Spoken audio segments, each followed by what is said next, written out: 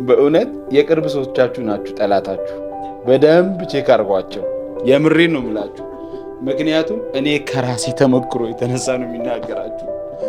በእውነት ምንም የሆነ ነገር ልትሰሩ ስትነሱ ይሄውላችሁ ፊት ለፊታችሁ መጥቶ ማለት ነው ዝግት ነው የሚያደርጉባችሁ።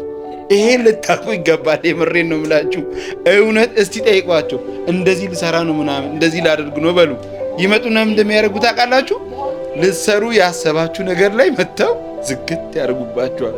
እና ከነዚህ ሰዎች በላይ ማን ነው ጠላታችሁ ታዲያ?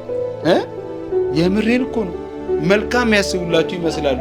ተው አይሳካልም፣ አይሆንልም፣ እንዳታረገው እንዳሰራው ይላል።